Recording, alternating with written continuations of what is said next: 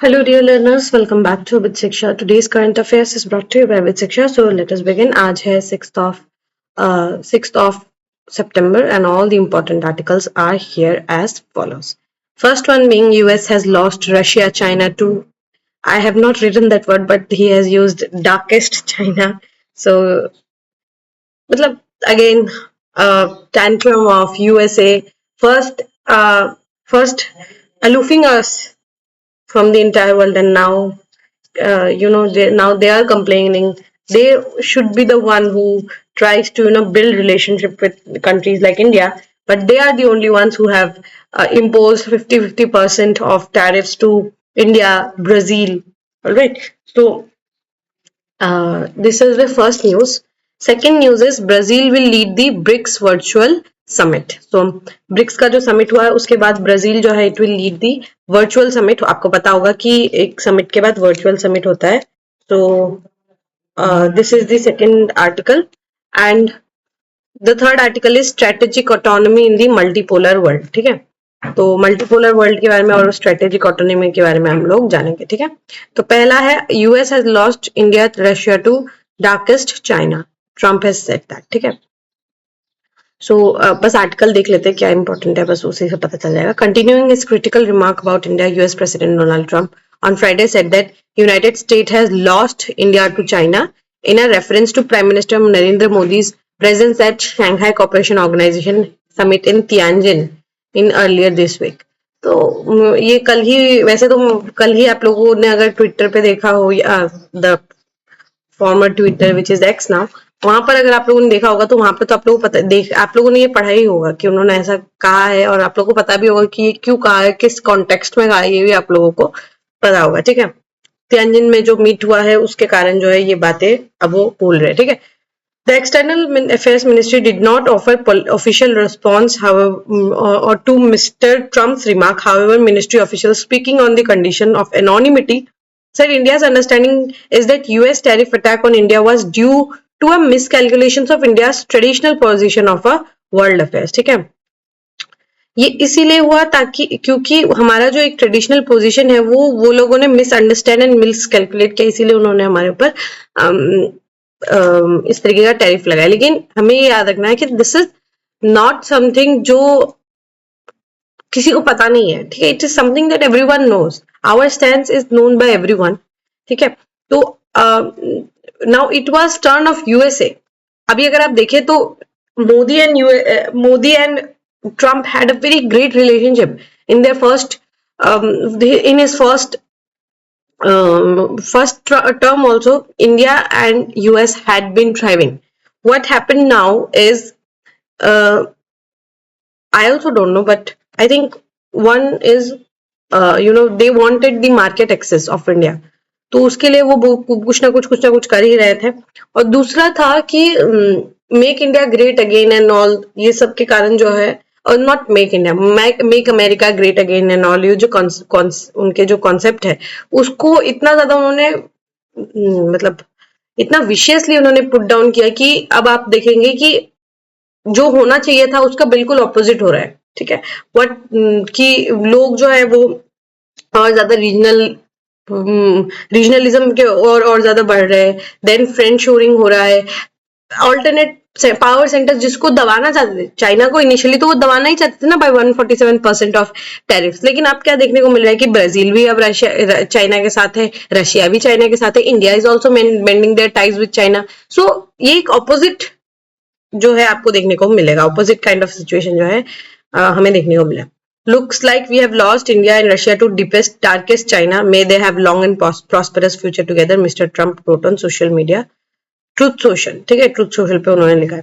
His remarks were amplified by US Commerce Secretary Howard Lutnick, who appeared on a Bloomberg morning program and asked India for stop being a part of BRICS, a grouping of emerging nations, which also includes Brazil, Russia, China, and India, South Africa. ये यहाँ पर क्या है, ये आपको समझना होगा कि जो ब्रिक्स है एक्चुअली में they want to stop China.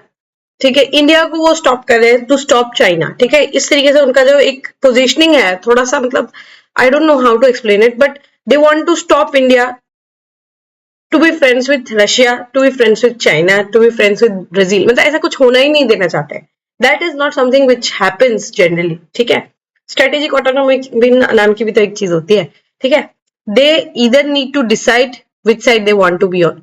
Why do we need to decide? जो हमारे लिए बेस्ट होगा we will take that decision only. ठीक है, एक्चुअली अगर आप देखें एक बहुत ही अच्छा एक आर्टिकल आया था द हिंदू में ही. Hardeep Singh Puri, he is the minister of petroleum, he had written one article. ठीक है, आई थिंक एससीओ का समिट जिस दिन चला था 2 या 3 ऑफ सितंबर को ही एक बहुत अच्छा आर्टिकल उन्होंने लिखा था.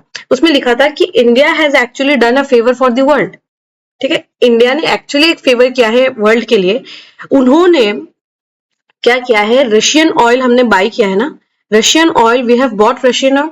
रशियन ऑयल बॉट करने के कारण क्या है, हमने जो ग्लोबल प्राइसेस है, ग्लोबल जो प्राइसेस है ना उनको सर्ज होने से रोका है. जो ग्लोबल प्राइसेस है उसको हम लोगों ने सर्ज होने से रोका है. कैसे? अगर हम जो हमारी ओपेक कंट्रीज है, ठीक है, जो हमारी ओपेक कंट्रीज, अभी अगर हम रशिया से ऑयल नहीं बाय करते, ठीक है, रशिया से हम ऑयल नहीं बाय करते, तो ऑल्टरनेट क्या है? आप हमें ईरान से तेल नहीं खरीदने देते, हम नहीं खरीदते. वेनेजुएला से नहीं खरीदने देते, हम नहीं खरीदते. ऑल्टरनेट क्या है? ओपेक की कंट्रीज है. ओपेक की countries in a very informal sense I would like to say it is the cartel, oil cartel है. अब आप देखेंगे कि डिमांड सर्ज हो रहा है. ठीक है, अभी अगर डिमांड सर्ज हो रहा है, what they will do, they will reduce the supply and in turn what will happen, the price of the oil will increase. Yes या नो? तो वो सप्लाई रोक देंगे, डिमांड इंक्रीज होगा, प्राइस ऑटोमेटिकली इंक्रीज हो जाएगा. ठीक है, 300-400 बैरल्स पर डे भी जा सकता है, $300 $400 बैरल पर भी जा सकता था. But because India bought cheap oil from Russia, Russia ने ये क्या किया, ये जो चीप ऑयल है हमने इसको परचेज किया और इसको हमने रिफाइन किया. हमने तो कच्चा तेल खरीदा, हमने क्रूड खरीदा. हम रशिया से रिफाइंड ऑयल नहीं खरीदते, हम क्रूड खरीदते, कच्चा तेल खरीदते हैं. हमने उनको रिफाइन किया, रिफाइन करके हमने दूसरे दूसरे देशों में भेजा है. अफ्रीका की कुछ कंट्रीज में हमने भेजा है, साउथ ईस्ट एशिया की कंट्रीज में हमने भेजा है. In fact the fact of the matter is Ukraine को हमने तेल भेजा है. समझ आ रहा है आप लोगों को? यूक्रेन को हमने तेल भेजा है. It is not something which I am saying, it is mister Hardeep Singh Puri who is the minister of petroleum, he is saying that. So we have done favour for the world. ठीक है, हमने तेल के प्राइस को हमने रोकने की कोशिश की है, स्पाइरल होने नहीं दिया है. That is what India believes about. ठीक है, हम अपने बारे में सिर्फ नहीं सोचते, हमने पूरे दुनिया के बारे में सोचा है. इन्फ्लेशन जो अभी कंट्रोल में आपको देखने को मिलेगा, एक स्टेग्नेशन जो देखने को मिलेगा, वो और उसका सिचुएशन वर्स्ट रहता अगर इंडिया यहाँ पर इंटरवीन नहीं करता. ठीक है, and again they are accusing us. Mister Jaiswal however responded to Mister Trump's trade adviser Peter Navarro's remarks. ब्राह्मण का जो उन्होंने रिमार्क दिया है कि ब्राह्मण्स जो है प्रॉफिट कर रहे हैं फ्रॉम इंडिया, ये एकदम मिसलीडिंग है, एकदम इनएक्यूरेट है, एकदम इट इज समथिंग जो कि I think this is a very poor game that he has played. So no comments on that also. Second is external affair minister to join Brazil led virtual meeting. तो Brazil और का जो virtual meeting है वो होने वाला है. तो वर्चुअल अटेंड जो है मिस्टर एस जयशंकर जो है वो वर्चुअली अटेंड करेंगे. So external affair minister S Jaishankar will represent India at virtual summits of BRICS nations on Monday. The ministry of external affair said on Friday announcing India's participation in the meeting convened by Brazilian president Lula da Silva. ठीक है, Lula da सिल्वा जो है वो उन्होंने tariffs जो same है, India और Brazil का पोजीशन तो obviously it is almost same. तो इसीलिए आप देखेंगे कि इन सब समिट्स में जैसे ब्राजील में है, फिर कॉफी क्लब है हमारा एक, ठीक है, G4 है, ठीक है, G4 है, वी हैव कॉफी क्लब. ठीक है, तो मतलब G4 बना है. These are the 4 countries like Brazil, India, Italy and one more country. ठीक है, I am forgetting the name, I think it is Japan और some, yes I think it is Japan. तो ये G4 है, ये contest करना चाहते हैं for the UNSC permanent membership. तो वैसे ही आप देखेंगे कि वहां पर भी इंडिया का पोजीशन जो है it is very close with Brazil. Brazil का हमारा और ब्राजील का रिलेशनशिप काफी अच्छा है, तो we can have some convergence over there. The summit which is bound to irk US government, yes obviously, ठीक है, comes days after Prime Minister Narendra Modi's visit to China for the SCO summit and conversation with Chinese President Xi Jinping and Russian President Vladimir Putin, which US officials criticize. तो ये उनको और बुरा ही लगने वाला है, बिकॉज यहाँ पर ही देखिए, यहाँ पर ही तो कहा था ना, they should leave, they should leave BRICS, ठीक है, वो कहते हैं हमें ब्रिक्स छोड़ना चाहिए and we are doing virtual meeting now, तो yes obviously that is going to work them, ठीक है। India is the next chair of BRICS summit का ग्रुपिंग का, नेक्स्ट ईयर इंडिया में अगले साल ब्रिक्स का समिट जो है इंडिया में होने वाला है, एंड सारे लीडर्स के साथ साथ एडिशनल मेंबर्स जो हमने देखे कि ब्रिक्स में आई think it is 10 members now, Egypt, Ethiopia, Indonesia, Iran और सऊदी अरेबिया और यूएई, ये जो 6 मेंबर्स है ये आएंगे। और सऊदी अरेबिया नहीं, आई think it is not Saudi Arabia, Saudi Arabia ने अभी तक साइन नहीं किया, लेकिन ये सारे मेंबर्स जो है ये सारे मेंबर्स अभी अगले साल ब्रिक्स की मीटिंग पे इंडिया आएंगे, ठीक है। US imposed 50% tariffs on Brazilian goods like India, the two countries जो है highest levies है, ठीक है। आप सोच के देखिए, मतलब इतने अच्छे पार्टनर्स थे दोनों पार्टनर्स, और उन्होंने हम पे सबसे ज्यादा टैरिफ लगाया, इनफैक्ट चाइना से भी ज्यादा टैरिफ इंडिया और ब्राजील पे लगाया। चाइना एंड साउथ अफ्रीका में 30% है, इंडिया में 50% है, वहां पे 30% है, इंडोनेशियन गुड्स पे 19% है, ठीक है। तो इन सब चीजों पे जो है बहुत ज्यादा उन्होंने यूएस ने हमारे ऊपर टैरिफ जो है लगाया।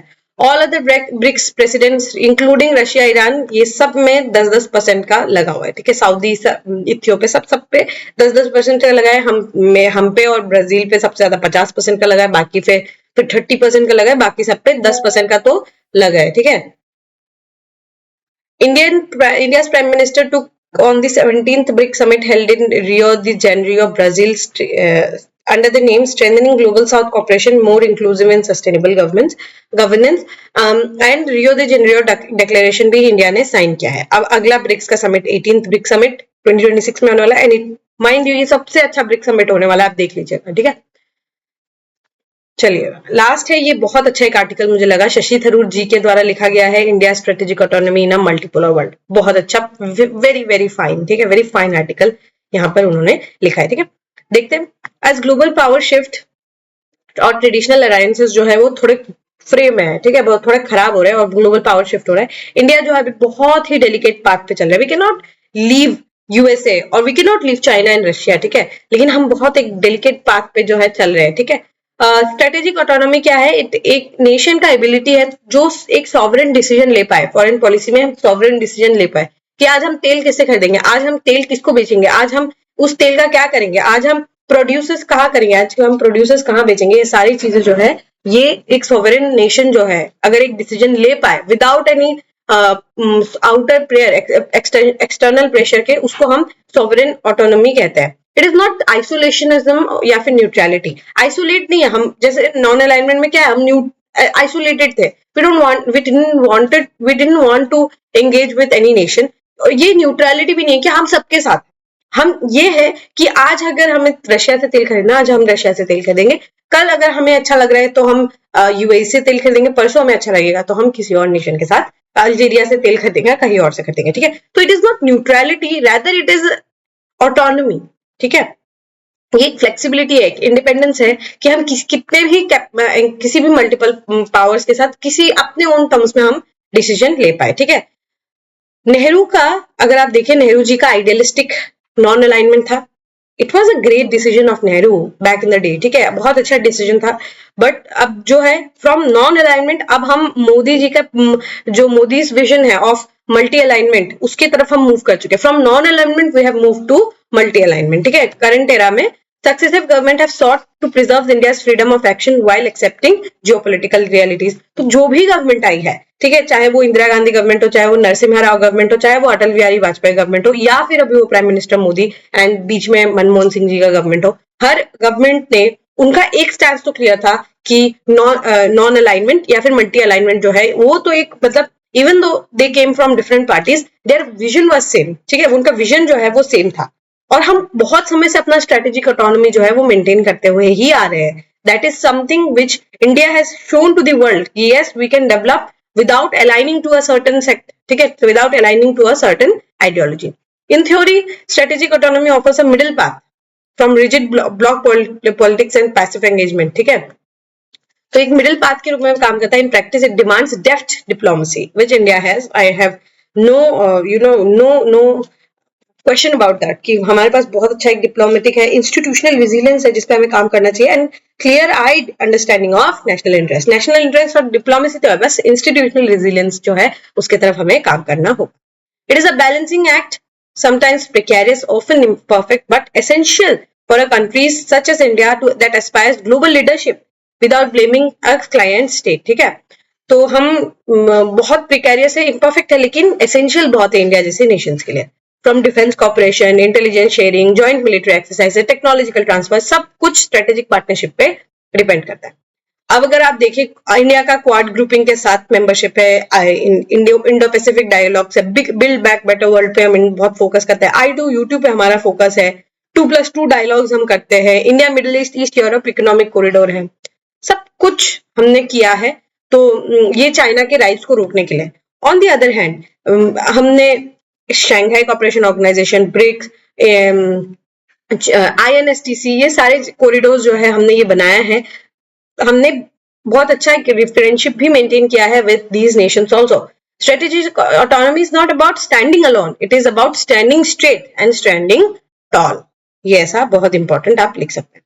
However, in the world of cyber threats, artificial intelligence warfare, space competition, autonomy must extend to beyond traditional domains. सिर्फ एक्सपोर्ट इम्पोर्ट ये सब पे नहीं रहना चाहिए. ये it should be beyond what is required and beyond the traditional domains. ठीक है, it must encompass data sovereignty, digital infrastructure, supply chain security.